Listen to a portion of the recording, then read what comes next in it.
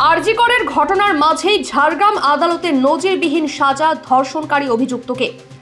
নাবালিকাকে ধর্ষণের ঘটনায় নজিরবিহীন 22 বছরের সশ্রম কারাদণ্ড, 25,000 টাকা জরিমানা, অনাদায়ে 6 মাস অতিরিক্ত জেল হেফাজতের সাজা ঘোষণা করল ঝাড়গ্রাম আদালত।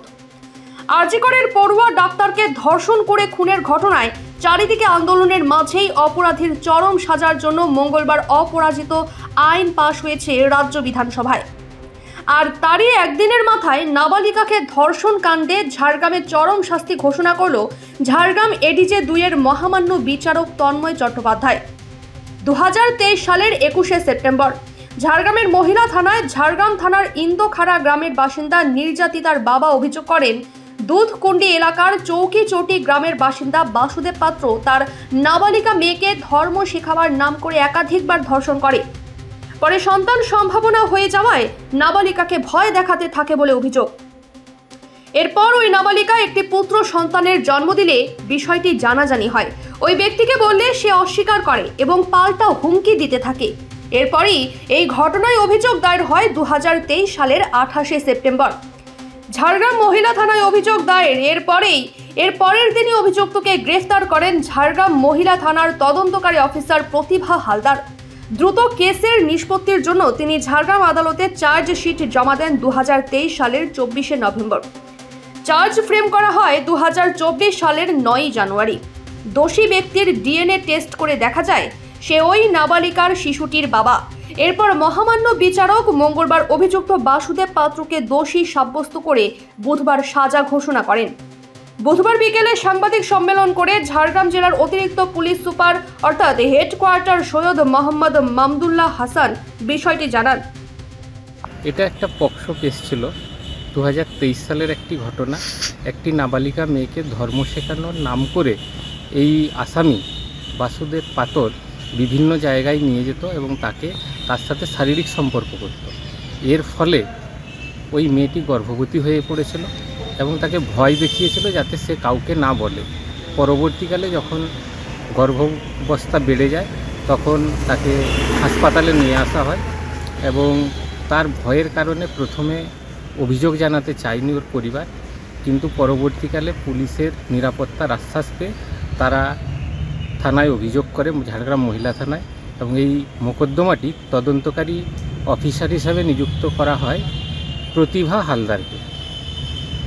খুব দ্রুততার সাথে তদন্ত প্রক্রিয়া শেষ করা হয় এবং তদন্ত প্রক্রিয়ার পরে চার্জশিট জমার পরে বিচার প্রক্রিয়া শুরু হয় এবং প্রায় 1 বছরের মধ্যে এই সমস্ত প্রক্রিয়া সম্পন্ন হলো এবং আজকে সাজা ঘোষণা হলো।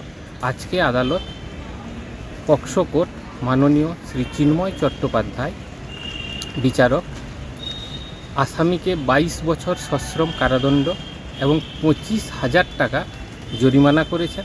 আসামি যদি এই জরিমানার টাকা দেয় তাহলে সেই টাকাটা ভিকটিম পাবে, যদি না দেয় তাহলে অতিরিক্ত 6 মাস কারাবাস। এছাড়া সরকার যাতে 3 লক্ষ টাকা ক্ষতিপূরণ ভিকটিমকে দেয় তার নির্দেশ দিয়েছেন আদালত। এই দ্রুত বিচার প্রক্রিয়া সম্পন্ন হওয়ার জন্য এসপি ঝাড়গ্রাম ও অ্যাডিশনাল এসপি ঝাড়গ্রাম মনিটরি সেলকে দায়িত্ব দিয়েছিলেন যাতে সাক্ষীদের ঠিক সময়ে পৌঁছে দেওয়া যায় এবং তার ফলেই দ্রুততার সাথে এই বিচার প্রক্রিয়া সম্পন্ন হয়েছে। আমাদের এসপি স্যারের উদ্যোগে আমাদের এখানে ট্রায়াল মনিটরিংকে অনেক গুরুত্ব দেওয়া হয়। আর আমাদের গতকাল একটা পক্সো কেস ছিল যেটা ঝাড়গ্রাম উমেন পিএসএ রেজিস্টার হয়েছিল, ওটা কনভিকশন হয়েছে আজকে। তো ওই সম্বন্ধে আজকে আপনাদের মধ্যে আমরা উপস্থিত আছি। একটা খুব নৃশংস একটা ঘটনা হয়েছিল আমাদের গত বছর 28শে সেপ্টেম্বরে একটা এফআইআর হয়েছিল। একটা ভিকটিমের বাবা এফআইআর করেছিলেন একটা লোকের এগেনস্টে কে ওনার মেয়েকে রিপিটেটিভলি রেপ করা হয়েছিল, যার ফলে উনি প্রেগনেন্ট হয়েছিলেন। পরে ওনার একটা ডেলিভারি একটা বয় হয়েছিল। ওনাদের কমপ্লেনের বেসিসে আমরা এফআইআর রেজিস্টার করলাম।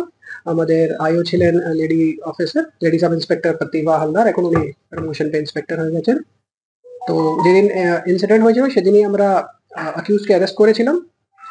তারপরে পক্সো একটার আমাদের নতুন অ্যামেন্ডমেন্ট অনুসার 2 মাসের মধ্যে চার্জশিট দিতে হয়। আমরা ইনভেস্টিগেশনটাকে খুব সুন্দরভাবে কমপ্লিট করে 2 মাসের মধ্যে চার্জশিট দেওয়া হয়েছিল। আর জানুয়ারি শেষের আমাদের ট্রায়াল প্রসেসটা স্টার্ট হয়ে গেছিল।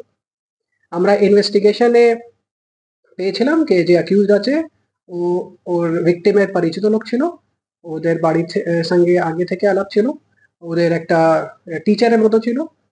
আর যে আমাদের অ্যাকিউজড ওর মেয়ে বান্ধবী ছিল, যে আমাদের ভিকটিম গার্ল আছে।